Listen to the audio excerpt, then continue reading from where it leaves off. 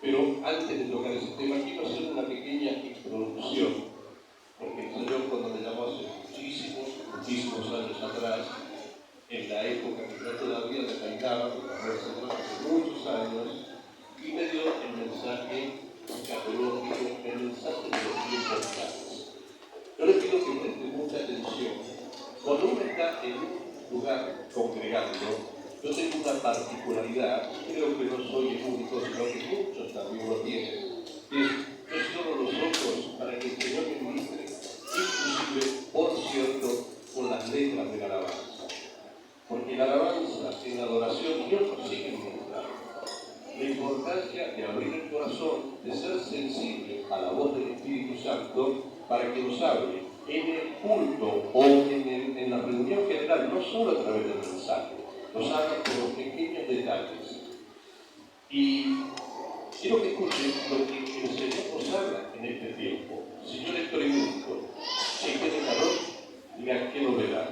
Ahora bien, todos sabemos que el tiempo que estamos viviendo no son tiempos normales, climatológicamente estamos hablando, pero de tiempos escatológicos, de tiempos finales, en que lo que se llama principio de dolores.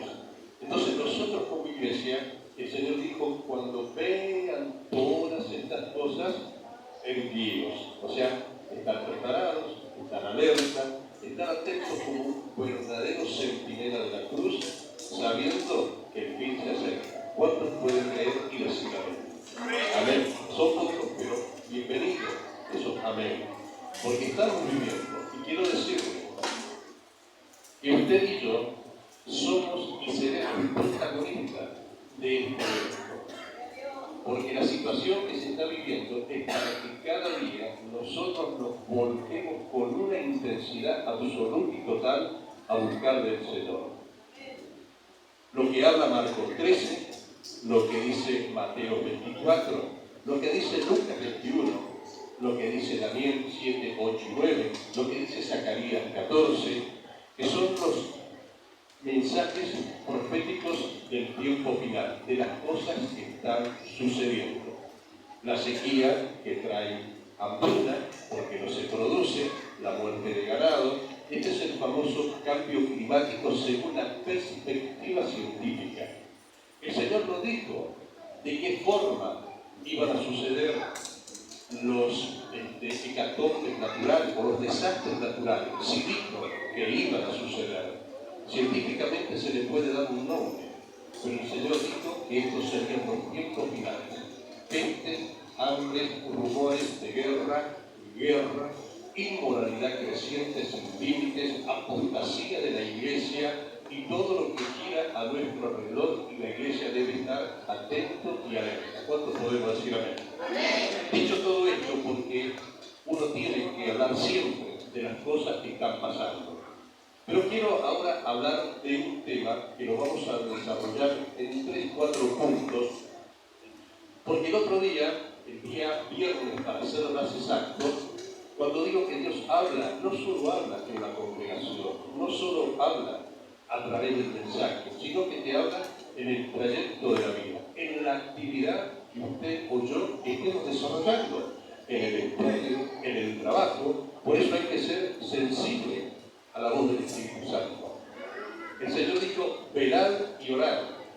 Cuando dice velad y orad, no significa que vamos a estar las 24 horas postrados de rodillas. Simplemente que en la actividad diaria siempre tenemos en la mente la palabra de Dios, que nos guía, que nos conduce, que nos apercibe y que también nos da convicción de pecado. ¿Cuántos dicen amén? Porque muchas veces en el andar diario, y no creo ser el único, y si soy el único tendré que arrepentirme eternamente, que muchas veces en el día le fallamos, que muchas veces el corazón late por lo que no debería latir, que muchas veces nuestros pensamientos realmente no corresponden a un hijo de Dios, que muchas veces vemos lo que no tendríamos que ver. A ver, ¿cuántos pueden decir amén? Porque si me pasa solo a mí, estaría muy avergonzado en este lugar. El apóstol Pablo dijo, miserable de mí, ¿quién me librará de este cuerpo de muerte?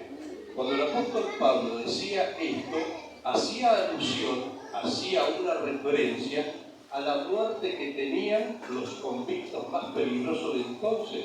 Se los estaqueaba, se les abrían los dos brazos, las dos piernas, bajo el sol, y le ponían un muerto, o sea, una persona fallecida, y lo estaqueaban encima de él. Que al pasar las horas, los días, los gusanos del muerto comían y devoraban a la persona que estaba viva. O sea, una muerte atroz. Entonces dice, ¿quién me librará de este cuerpo de muerte? Pero haciendo una ilustración y una enseñanza del pecado que habita en mí, el pecado que mora en mí. Entonces tenemos una batalla diaria, continua y permanente con ese adversario, nuestra naturaleza. ¿Cuánto dicen amén?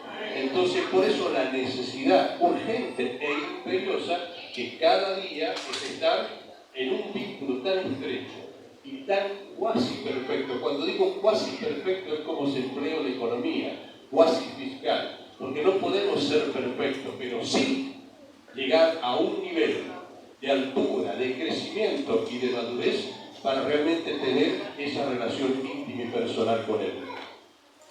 Decía que el viernes pasado tuve una reunión, mi hijo menor, porque tengo 3 hijos, siempre que voy a un lugar, hay personas que me conocen, hay personas que no, la importancia de lo que dice la palabra de Dios, que somos cartas leídas, que más vale tu vida que 200.000 sermones bien preparados. Entonces yo siempre me presento, tengo un hijo próximo a cumplir 39 años, ahora el 8 de marzo, ahí está Julito, que lo conoce de muchísimos años, de adolescentes, una hija de 34, pero tengo un Benjamín todavía, dirían los antiguos, a la vejez viruela, ¿no? Mi papá cuando tenía 43 años, y ya tiene 18 años. Yo enviudé hace 11 años atrás, casi, y ese chico de 8 años, entonces lo tuve, mi papá, mi mamá, y lo tuve que educar. Todo corresponde, por otro lado, es lo que nos asiste y es nuestra responsabilidad hacerlo, como cualquiera de ustedes. Entonces, bueno, ese chico ya entró, gracias a Dios, está en el 6º año, y la institución a la que él asiste nos envían un día antes una invitación sorpresa para los alumnos, como va a ser el último año, próximos egresados, para que hiciéramos un desayuno sorpresa. Institución, directivos, profesores, alumnos y padres. Fue muy lindo, fue muy agradable, estuvimos ahí, nos presentamos cada uno y después del desayuno le dan la posibilidad de hablar al profesor, en ese momento que es profesor de filosofía y a la vez de teología. ¿Por qué? Porque es una institución cristiana donde él asiste, o sea, siempre en la medida de lo posible eduquen a sus hijos dentro de los valores y los principios de Dios. Porque sabemos lo que enseña la escuela secular, donde todo hay un libertinaje absoluto y total, que meten en la mente, en la conciencia de los pequeños, enseñanzas contra natura que realmente nos van desviando del camino de la verdad. Pero no es para todos la posibilidad, tengo el privilegio y la posibilidad de que él pueda asistir en un colegio cristiano evangélico. Y usted dirá, tanta introducción, ¿cuál es el mensaje? Que cuando toma la palabra ese profesor de filosofía y de teología hace una relación entre el amor de Dios y el amor del hombre. El amor de Dios es el amor ágape, el amor de la entrega, el amor del sacrificio, el amor incondicional, que te ama a pesar de usted. A pesar de mí, Dios los ama. ¿Cuántos pueden creer esta verdad? Dios los ama. Obviamente, rechazando el pecado, pero amando a la criatura, a la creación. En cambio, el amor nuestro es muy relativo. Yo te amo. Esa palabra la podemos citar cuando somos de novio, cuando recién nos casamos, cuando tenemos unos primeros años, y así. Pero después se produce el clásico, que no tiene por qué suceder en los hijos de Dios. Esa palabra clásica que está en boca de todos, se produjo un desgaste. Entonces ese amor que se proclamaba dejó de ser.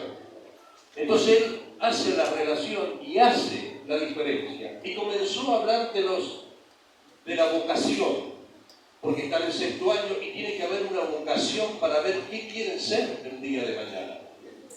¿Cuál es la iniciativa? ¿Cuáles los motivos que los llevan a tomar una carrera?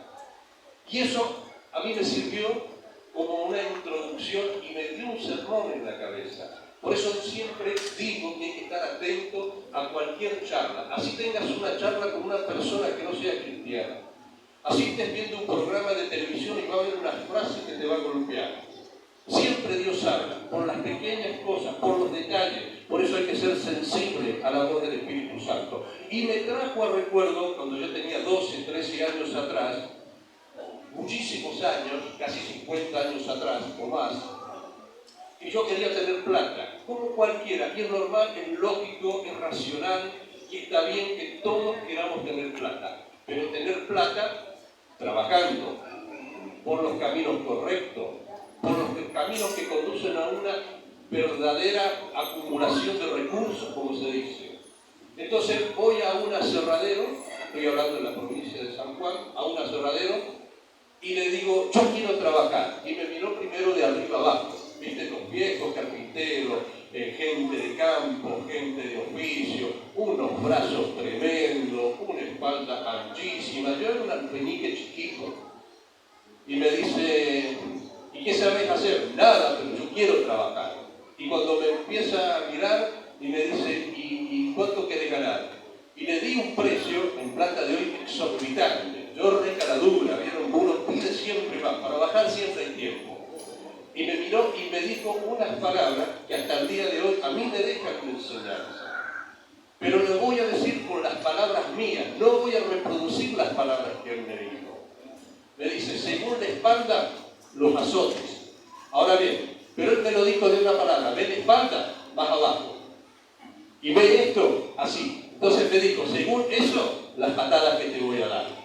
Entonces, según responda tu cuerpo, según sea tu vocación, según sea tu motivación, así será la respuesta económica que te doy. ¿Cuánto duré? 2 días. 2 días. Porque no era lo mío. Entonces ahí comienza para los jóvenes de hoy lo que es la vocación y la motivación, y esto está avalado por la palabra de Dios, por el pasaje que yo les voy a leer. Si tienen su Biblia, hoy con la tecnología utilizan una aplicación, y es un solo versículo que después yo los aliento de corazón, que cuando desde el púlpito se lea un pasaje bíblico, lean todo el capítulo, para ver el contexto en la que se dice, porque un versículo o un texto es un pretexto, muchas veces para hacer una doctrina parcial, una enseñanza que no es bíblica, con intereses espurios, con intereses mezquinos, simplemente con un interés natural, carnal, y no es la palabra de Dios. El versículo 4 de Primera de Tesalonicenses, capítulo 2, versículo 4, dice así: sino que, según fuimos aprobados por Dios, para que se nos confiase el Evangelio, así hablamos, no para agradar a los hombres, sino a Dios que prueba nuestros corazones. Después yo hago una reseña, hago una síntesis de este capítulo, pero usted léalo en su casa. Es muy importante, es vital para entender justamente lo que el apóstol Pablo le enseña a la iglesia de Tesalónica, pero también nos enseña a cada uno de nosotros. Entonces, siempre hablamos con nuestros hijos como seguramente usted también lo hace. ¿Qué es lo que querés hacer cuando seas grande? ¿Ustedes le dijeron eso alguna vez? Ahora bien, mis padres, con todo el amor, muchas veces los padres se equivocan. Para que los hijos les vaya bien, te eligen una carrera a seguir. Ellos te dicen, tenés que estudiar esto, tenés que estudiar aquello. Y realmente a uno quizás no le gusta, pero los padres son los que te direccionan. Y hay que dejar la vocación a cada uno de los jóvenes. No sé si usted me está siguiendo en esta hora. Es importante porque lo vamos a llevar al terreno ministerial. Entonces uno le enseña, mi mamá le dicen, quiero que estudies el bachillerato y que después entres en la universidad para estudiar medicina. Y yo medicina ni ahí, hasta el día de hoy veo sangre y con toda la fe del mundo sigo cayéndome de espalda, porque no soporto ver sangre. son características, son debilidades. Mi papá, como buen sanjuanino, me decía, vos tenés que estudiar la carrera de enología, o sea, catador de vinos. Yo si hubiera seguido esa carrera, hoy no estoy acá. Hoy no estaría acá en este lugar. Porque si la Universidad de San Juan, que es la universidad a nivel nacional, que es de buenos catadores de vino, realmente es un tema delicado y tenés que tener una firmeza, una convicción total, porque realmente son muy buenos vinos. Es más, yo sé catar vino, de veras, sé catar vino, porque en casa se hacía vino patero. Yo tenía 4 o 5 años de edad y en piletones de esos antiguos de cemento que se lavaban la ropa, mi papá me ponía ahí arriba, cosechaba la uva y a mí me hacía, dale, vení a jugar. No me hacía jugar, me hacía trabajar. Y era diferente, yo lo tomaba como un juego y zapateaba y pisaba la uva.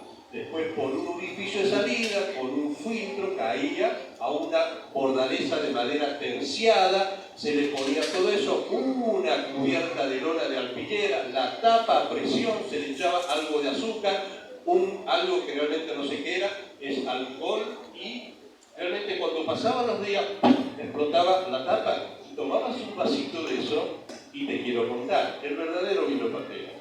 Y uno con el tiempo en San Juan aprendió a catar lo que es el paladar, lo que es el cuerpo, lo que es el porqué, o sea, todas estas cosas, no profesionalmente y también en la medida justa, correcta, antes de que piense mal, aprovisionalmente. O sea, uno más o menos se enfocó en esa área. Entonces uno les dice a los chicos, ¿qué querés seguir? Primero mi hijo me dice, quiero hacer un profesorado de física y de química. Bien, si a vos te gusta, dale. Eso fue el año pasado.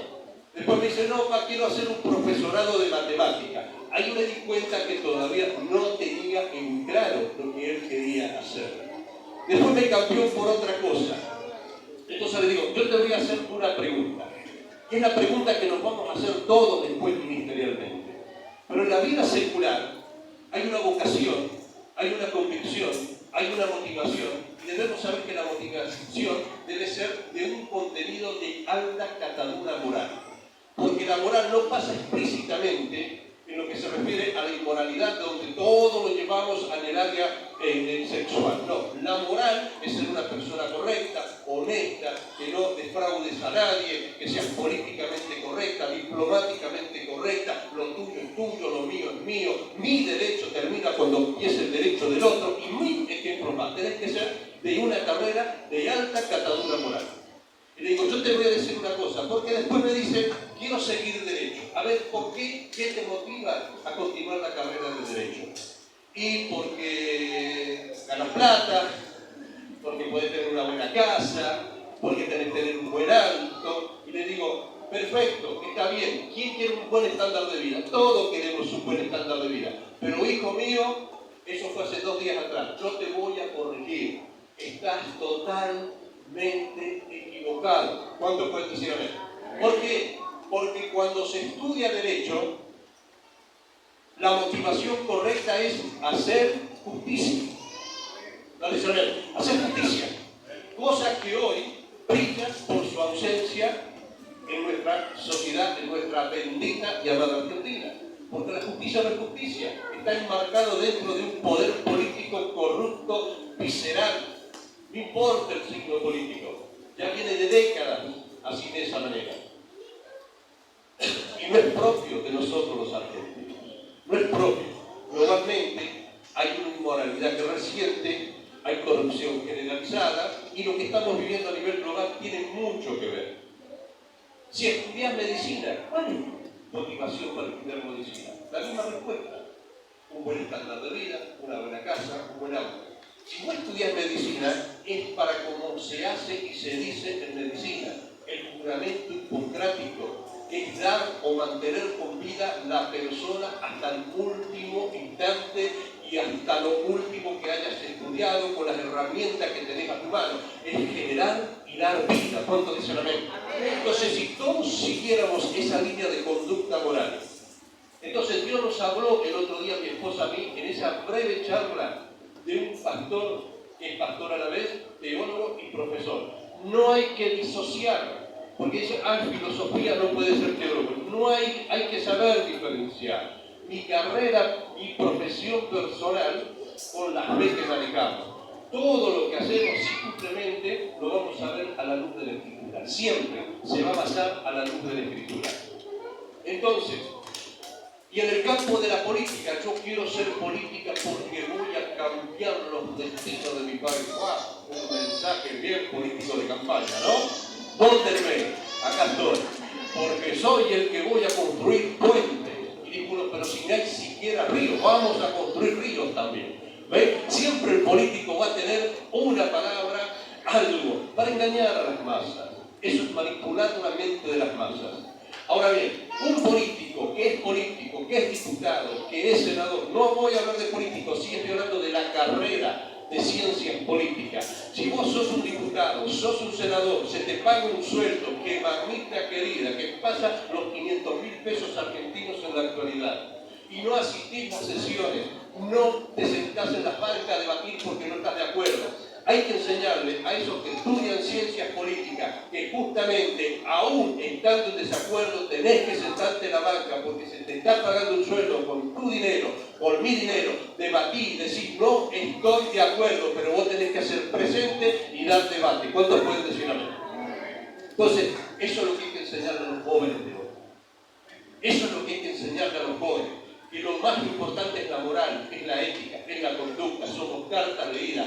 La sociedad nunca va a cambiar, por eso ha ido a lo que es hoy en día. Ahora bien, citando ahora la palabra de Dios, el apóstol Pablo en esa carta era altamente cuestionado, era muy criticado, era injuriado, calumniado, por ser lo que era el apóstol Pablo.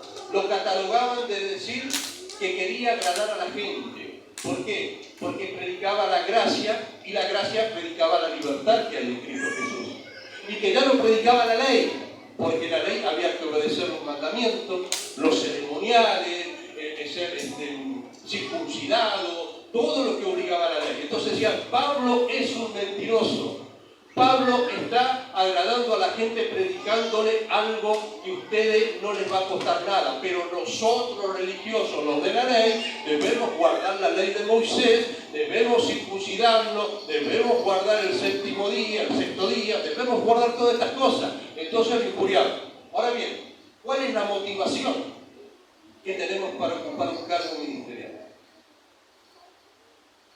Ahora bien, a Pablo no solo le decían, le mentían, lo calumniaban, lo injuriaban, no solo de que predicaba la gracia barata, que predicaba la libertad, sino que también decía, lo hace por dinero, lo hace por lucro. Entonces Pablo hace una apologética, que es presentar defensa de la fe.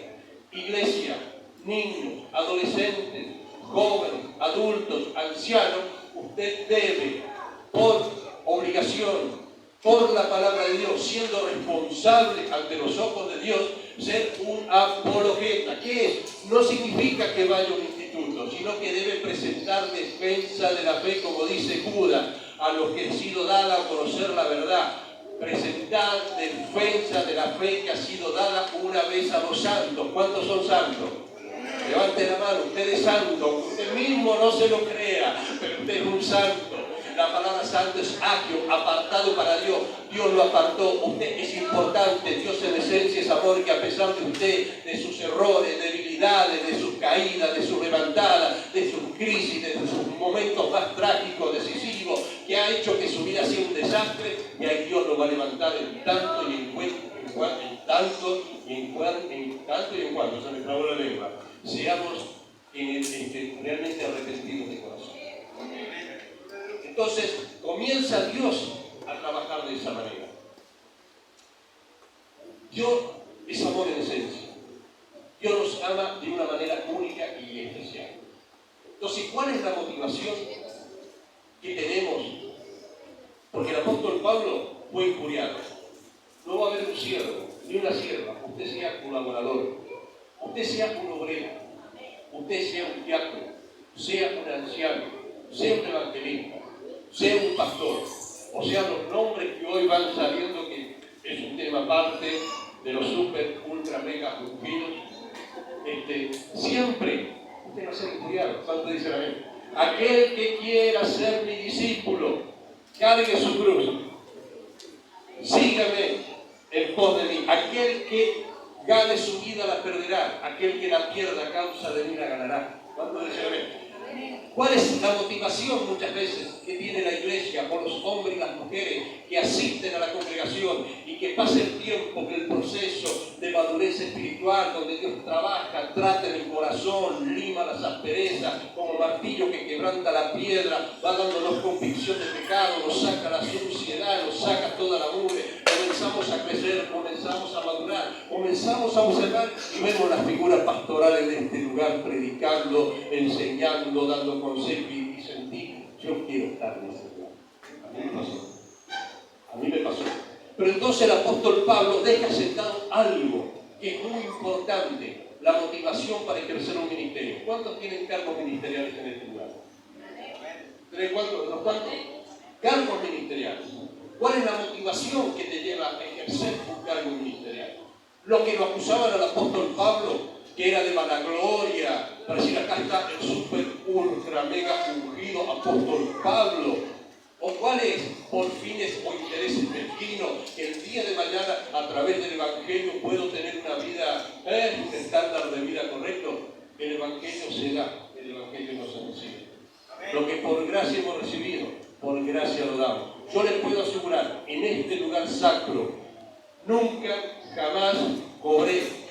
Nunca, siempre dije, si está en la voluntad de Dios, uno presta. De lo contrario, para mí el solo hecho de predicar ya es una bendición de Dios.